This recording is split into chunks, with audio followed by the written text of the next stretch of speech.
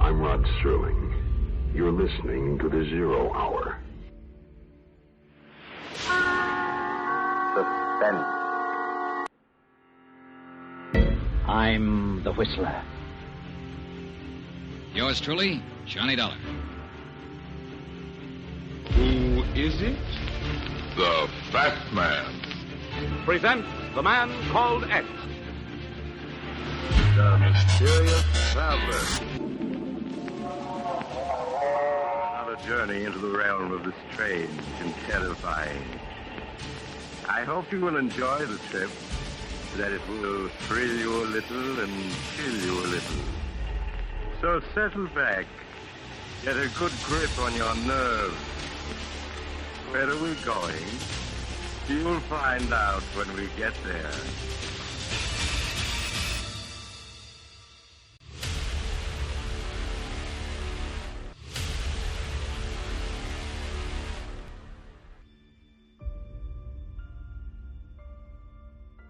Hello everyone, and welcome to Drama and Theater, brought to you by Duane Old Time Radio. Drama and Theater features some of the best programs from the golden age of radio, including Escape, The Fat Man, Suspense, The Whistler, Zero Hour, Yours Truly, Johnny Dollar, and many, many more. Before we start today's drama, if you enjoy what I'm doing, let me ask you to subscribe to my channel. Subscribing is 100% free, and you will receive notifications on new posts. Lastly, if you have a moment, write a short 1 or 2 sentence review or give a rating on your preferred podcast service. A positive review or rating would help me out a lot. And now, on to the drama. And thank you for your support, as always. Hope you enjoy. This week we have another Yours Truly Johnny Dollar episode. This one never aired on the radio. I guess it's more of an audition episode. This does not star Bob Bailey. This one actually stars Gerald Mohr.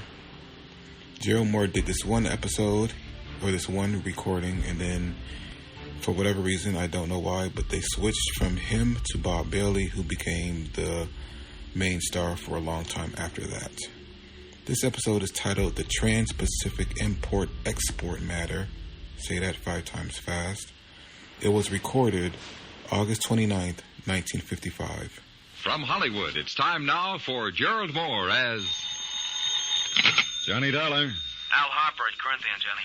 Hi, Al. I've got a case here you won't like, but the commission will be good if we beat it. How big is the policy? $200,000. Oh. Yeah, I'm afraid to tell you the rest. Why? It's in Hong Kong. Well, you haven't scared me yet. Johnny, the policyholders are people we've had trouble with before. I'm still not scared. No? You remember the Trans-Pacific Import-Export Office? Yeah. I sent flowers to the widow. Yeah. You still want to crack at it? No, but I will. Good. Al. Yeah? Now I'm scared.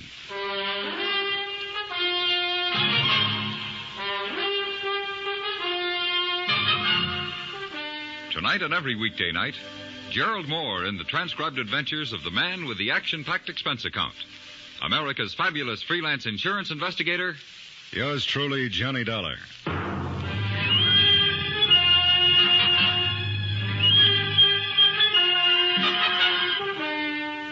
Expense account submitted by Special Investigator Johnny Dollar to the Home Office, Corinthian Liability and Risk, Hartford, Connecticut.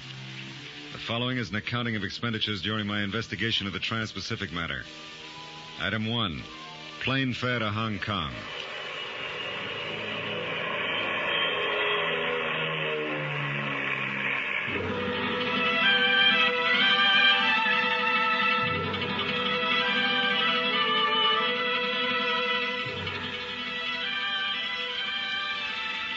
Over the bobbing head of my rickshaw boy, I found Hong Kong to be a city without simplicity, overburdened with the tragic complexities of war. To fill the smallest want is a difficult and expensive task. There's a shortage of everything: food, water, health, places to live. Both the island itself and the city of Kowloon over on the mainland were loaded with refugees from the interior. Many of them lining the streets, wailing for alms, as we made our way to the offices of the American consul.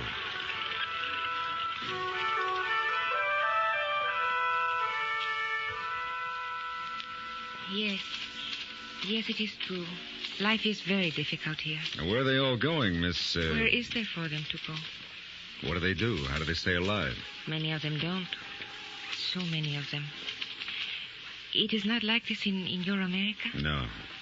Has it ever been? Well, there was a civil war once. Books say that at times it was pretty bad. But not like this. Oh, never.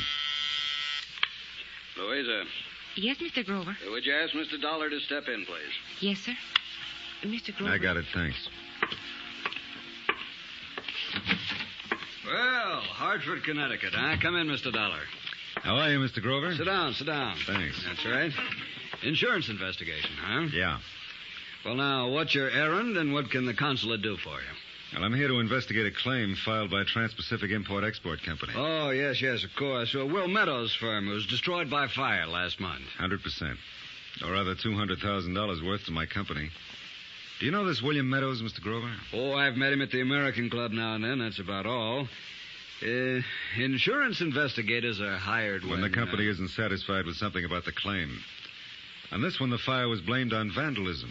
Well, vandalism's become quite a popular pastime, across in Kowloon especially. Do you suspect some sort of fraud? Frankly, we do. Trans-Pacific once had a branch in Shanghai. When the war closed in on them, their warehouse was burned to the ground, just like this one here. Oh, I see. It occurred to some of the people in my home office that Trans-Pacific did much better by collecting on the insurance than if they'd gone through the expense of liquidating. Ah. I suppose coincidence won't quite do it, will it? Mm-hmm. Well, now, how can I help you? Well, I'd appreciate some phone calls or letters that would give me support from the fire department and the police. Yes, of course you would. I don't suppose my problem seems very important out here. I was thinking that very thing. You know, it's always the case, Mr. Dollar. On the fringe of war, very few individual problems seem really important, nor the individuals themselves. I trust you'll keep that in mind. I'll try to. Getting help, even time, from the police or fire brigade is one of those individual problems. But I'll do what I can for you. Anything will help, Mr. Grover. I won't take any more of your time. Oh, be sure to leave your number with my girl. I'll let you know about the official assistance. Well, I came right here from the airport. I don't have a number yet. Oh. No hotel? No. Pretty tough? As a matter of fact, almost impossible. The accidental places are always filled. I tell you, speak with my receptionist, Miss Vedras. Is that her name? Vedras? Yes. Her father's half Portuguese, owns a small hotel. He might have accommodations. Good, I'll ask her. Thanks again. Oh, Mr. Dollar, just a matter of interest. Yeah? The case of Trans-Pacific Import in Shanghai. You say your company was forced to meet the claim there? That's right. Was it investigated? The investigator they sent over was killed before he could build a case. Miss Vedras arranged for accommodations at her father's place on a dingy street called Sing Wang, a hill of steps along the waterfront overshadowed by the plush European mansions on the top of Victoria Peak. I had a room that looked out on an alley. Iron bed, a chair, a pitcher of water on a bamboo table. I was the only non-Oriental in the building, and I seemed to be the only one to notice it. The first night I suffered from a combination of claustrophobia and loneliness. Feelings that made me glad to find out who it was that knocked at my door.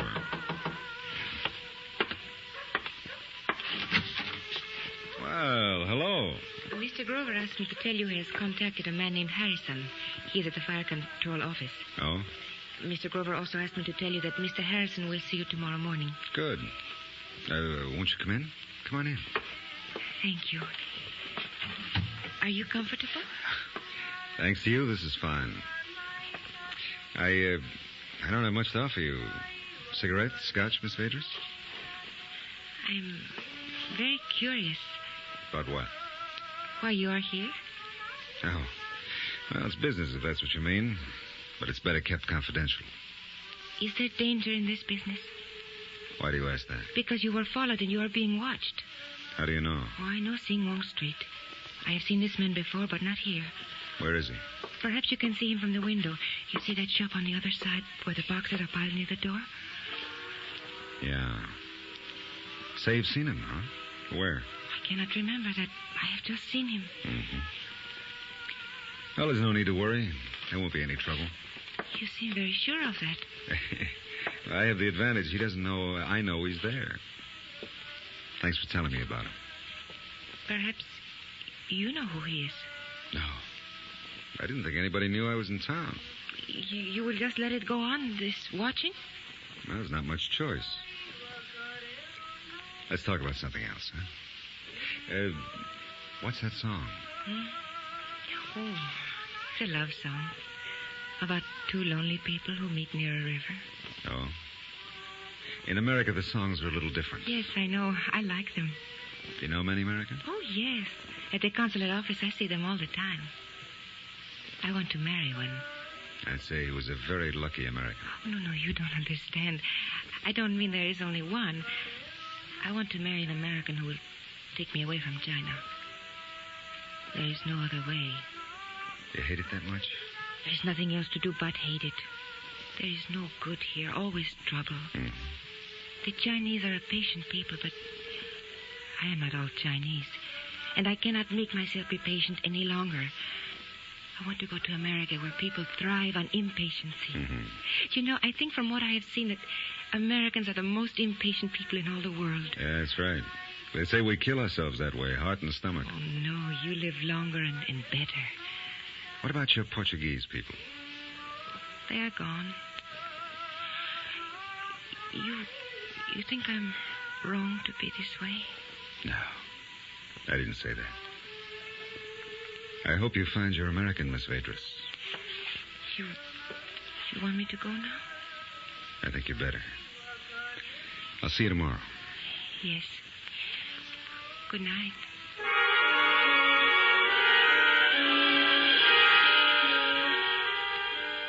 Three things interfered with sleep that night. The pleading in the eyes of the girl. The smells and sounds that drifted into my room from the restless, crowded city. And the watcher who was still at his station across the street when I turned out my light. Yeah, the toughest part of this case was that failure in Shanghai where the agent had been killed. It was a pretty sobering memory. And for that reason, every face on Singwang Street was a suspicious one. Every group of Hong Kong Chinese were potential assassins. With my watcher across the street, the first to be reckoned with. Well, gun in hand, eyes on the street. I fell asleep that night watching him.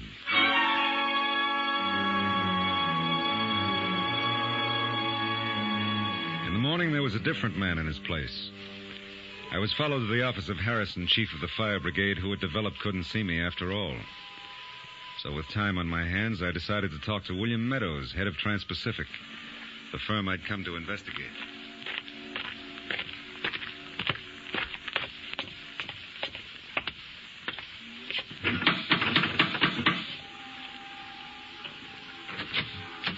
Oh, yes, mister? Mr. Meadows at home? Oh, yes, sir. You give name, please? Who is it, Lim? American gentleman. My name is Dollar, Mr. Meadows. I'm from Corinthian Liability, Hartford office. Let him in. You come in, please. What'd you say your name was? Dollar. What's the matter with that company anyway? Didn't the adjuster send in his report? What are you doing here? Now, wait a minute, Mr. Meadows. This doesn't have to be unpleasant. They sit back there in Hartford with nothing to worry about but Sunday's golf game. They don't know a thing about the conditions we're working under. Well, they do know your fire here pretty much follows the pattern of the one in Shanghai. Of course it does. The conditions are the same. Including the, quote, starving refugees, unquote, who killed and robbed the investigator? Careless people are dying here every day. It can happen pretty easy. Now say what you have to say and get out of here. Now, it's very little, Mr. Meadows. I came here mainly to get my reaction to you. I have. You jumped to the conclusion you were under suspicion before I got through that door. You're on the defensive, so you got to have a reason to be. Show him out, Lim. You come now, Mr. Now, wait a minute. More important, you're having me followed. You got to be afraid of me. Please, Hold Mr. on, Dollar. hold on. I'm not afraid of you, Dollar, or what you might find or what you might try to do. My warehouse burnt down here, and that dandy little company of yours is going to pay the claim. True, I don't like your snooping around. I don't like you coming here like this, and you know it. No man would. And that's the biggest parcel of information you'll get from me. And I'll go elsewhere. Good idea. Have your dreams, Dollar, but have them someplace else. Go snoop through the ashes. Mainly, just get out of here. Now, Mr. Dollar. I can find the door.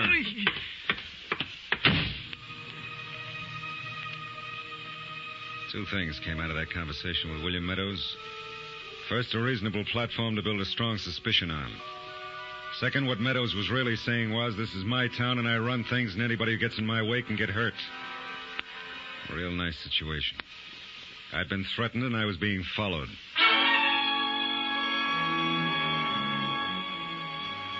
Expense account item 2, $7 for a bottle of scotch. I rickshawed back to my hotel, locked myself in, and took up my vigil by the window. Yeah, same man watching from across the street. Same kind of night.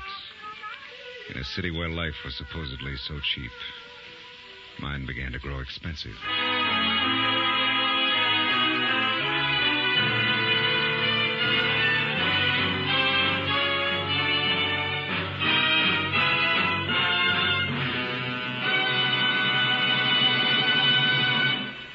Now, here is our star, Gerald Mohr, to tell you about tomorrow's episode. Thanks.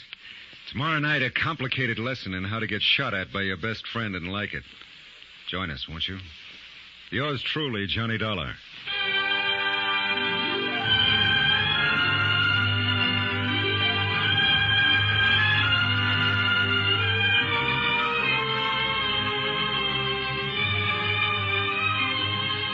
Yours truly, Johnny Dollar, is produced in Hollywood.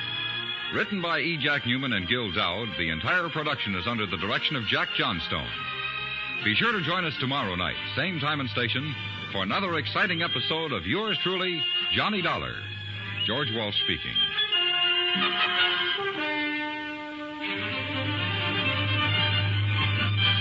This is the CBS Radio Network.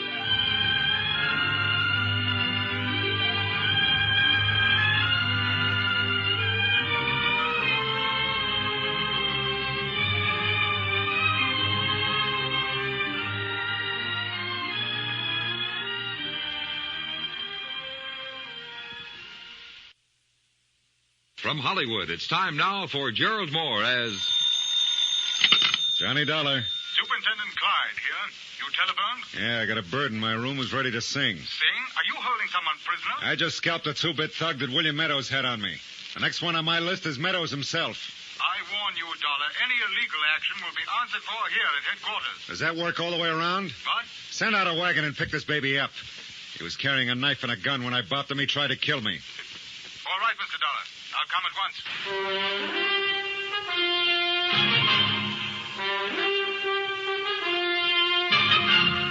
Tonight and every weeknight, Gerald Mohr in the transcribed adventures of the man with the action-packed expense account. America's fabulous freelance insurance investigator. Yours truly, Johnny Dollar.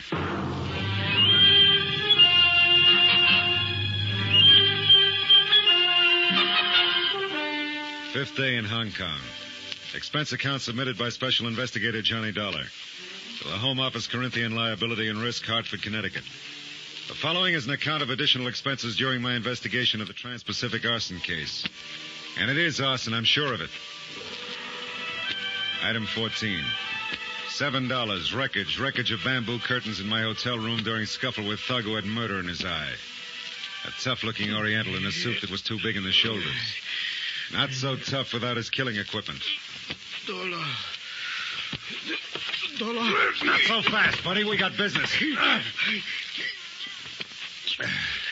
Okay, who sent you? Meadows? Yes, Meadows. That's better.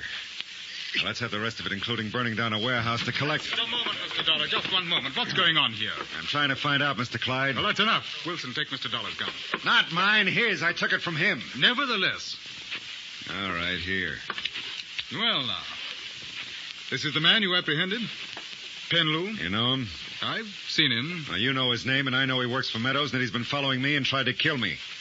It ought to be enough for you to go to work on. One thing at a time, Mr. Dollar. Are you sure this man is in the employ of William Meadows? He just told me. Under duress? Sure, I'd arrest him. I'd arrest anybody with that kind of equipment, wouldn't you? Now, calm down, old boy. A warehouse is burned to the ground. A girl is killed. There's an attempted murder, and you say calm down. I repeat it, calm down. All right, men, you take him to headquarters. We'll see what he has to say about all this. What do we see right here? And then, if he can throw any light on the matter, we'll proceed further. Oh, I don't get you. The department and I have stood for all of the badgering we will from you, Mr. Dollar. Your case of arson against William Meadows consists of nothing but notarized statements from people who could have said almost anything. Their accusations with regard to the murder of that poor girl do bear consideration. But they are also very inconclusive. And you haven't done anything about it either. We do things our way, Mr. Dollar, in spite of your insurance company. Well, what about him, that Penn Lou? Well, he'll be questioned, most thoroughly. Then we shall proceed, or drop the whole matter. Really? Well, I'm proceeding right now. Yes, I heard you on the phone. You said you were going to get Meadows. I'm going to get a confession from him. Mr. Dollar, I checked on you as an investigator quite thoroughly. Thank you. You have a reputation in your United States, an enviable one. I can't disregard that. But I cannot disregard either the fact that this case is very complex and must be investigated cautiously. Now, we'll question this man in our way and for our reasons. Then I'll let you know the results. Well, what about my case? That will come out eventually. I didn't have to call you, but I did, because I thought at least you'd be convinced that now's the time to get Meadows and help me. I can see I was wrong. Wait one moment. Where are you going? Out. Mr. Dollar, I have no reason to arrest you right now, but I will if you do anything out of line. I will be contacting you, and I suggest that you wait here. I didn't wait. Expense account item 15. $48 American for rental on 1935 Packard. I got tired of rickshaws.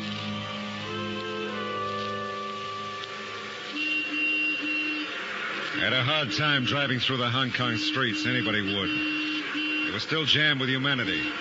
Humanity on the verge of panic. Humanity living on the edge of a war. And I'll say this for the old Packard. The horn worked beautifully. And hardly anybody paid any attention to it. It took me a solid hour to get to the south part of town where Meadows lived.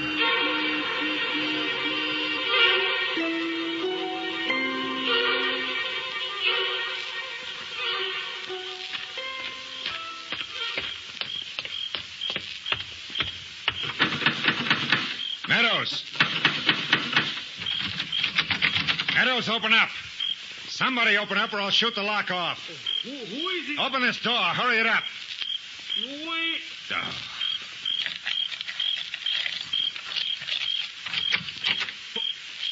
Oh, hello, Mr. Dollar. Where's Meadows? Mr. Meadows, he not here. You come back next week. Please, you wait. Mr. Meadows not here, I tell you. Close the door. But, Mr. Meadows, he not here. Meadows! Hmm? Not here. You come back. Where please. is he? He say come back next week. You come back next week. He'll see you then. Now you go, please. If you know where he is, tell me. You come back next week. Now listen, I don't want to hurt you. Do you understand? No, not hurt. But I will hurt plenty if I don't find out where he is. It's important. Now tell me. Where is he? He say not to tell anybody. Tell me. He go Kowloon. Kowloon, huh? Yes.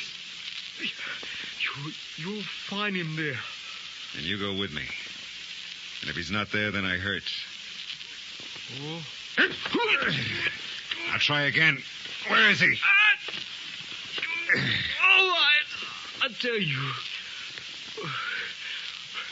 Repulse Bay. What'd you say? Repulse Bay. Repulse Bay. That's on the other side of the island where the big hotel is? Yes. Yes, he there. Can I call him on the telephone? Yes. Yes, you call. Is he at the hotel? He got a cottage, number 7. The last one. Where's the telephone? Please, you not tell how you learned he there, please. Where's the telephone? Here. Telephone. Call the number. I'll talk. Now go ahead.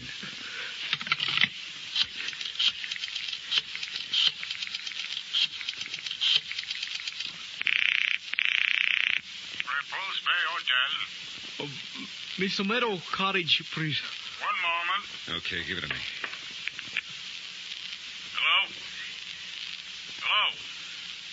Hello?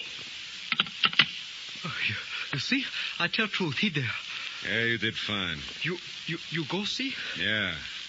No tell. No tell. But it won't make any difference now. Not understand, Mr. Dollar. You will. The old packet got me there in 40 minutes. I was already in front of the Cottage 7 when the police cars slid to a quiet stop. Superintendent Clyde spotted me. Just a moment, Dollar. We came here not because of what you said, but to see to it that nothing happens that might better be prevented. Thank you. You terrified that houseboy of Meadows. He called us and said that you'd been there. You're a hot-headed, impetuous... No, this time you happen to be right. About Pen Lu. Huh? Pen Lu admitted that he'd been hired by Meadows to kill you. We took time to check his gun. Although he didn't admit that part, it's the same gun that killed Louisa Vedras. Louisa. But it isn't clear. Why would Meadows have her killed? Don't you see? They killed her thinking it was me. What? Well, Louisa and I got to know each other pretty well during the first days I was here. It's been a bad job for the nerves, what with the murder of the man who investigated Meadows in Shanghai, and... Well, she got me a room at her father's hotel. She was there when I came back after a pretty bad day. I knew somebody was following me, and I guess I needed somebody to be with. So she stayed a while. She was there the next night waiting for me in the room. And she was waiting for me to come back the night she was killed. Oh, well, that answers me. Now, this is for my own information and not police work. Are you here to get Meadows for your company or because of Louisa?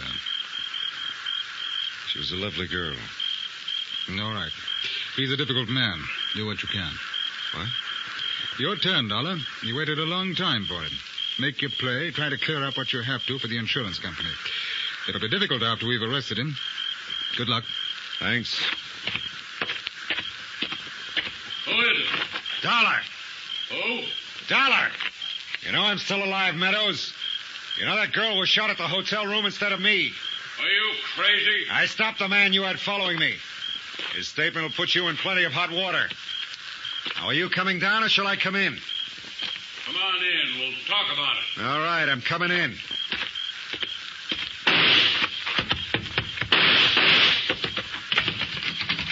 Okay. Meadows!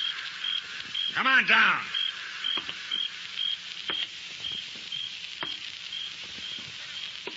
Meadows!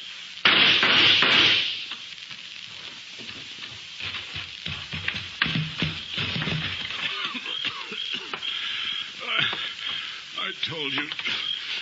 You should have known you wouldn't take me. I hit you, didn't I? Just in the arm. It'll be all right. Should have been your stomach. You're cashing in, Meadows. How about it? A statement? No. Tell it, Meadows, how you fired the warehouse and about the girl who can't hurt you now. I'll tell nothing. Dollar, are you all right? Meadows. You should have got you. All right, Dollar. Better have that arm taken care of.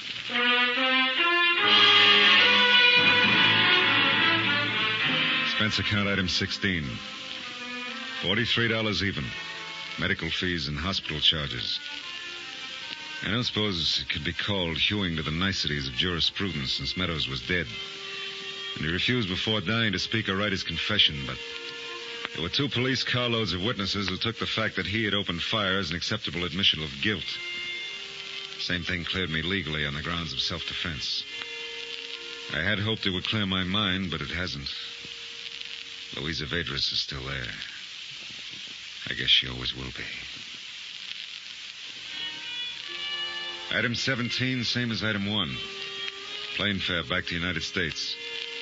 Expense account total, $4,515. End of 5th day. Yours truly, Johnny Dollar.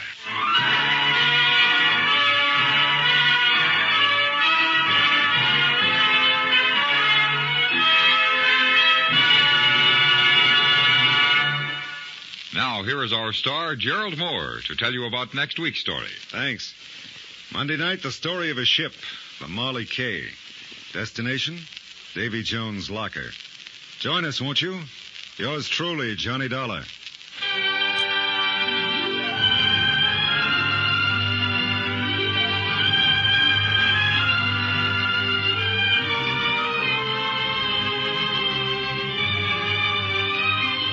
Yours truly, Johnny Dollar, is produced in Hollywood.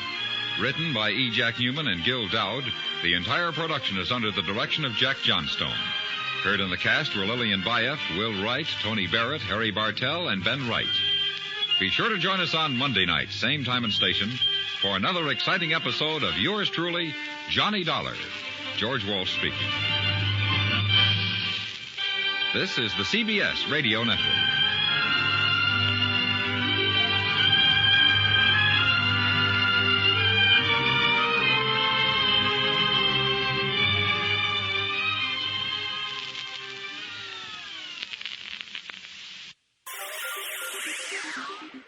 Thank you for listening to and showing your support for my podcast. If you would like to receive notifications of when new episodes are posted, please subscribe to my channel. Subscriptions are 100% free, and they really help me get an idea of how I'm doing. You can also go to my website where you can listen to all of my podcasts for free, and you can also download episodes for free. The website is otr.duane.media. There is also donation information on there if you want to show your support or become a patron.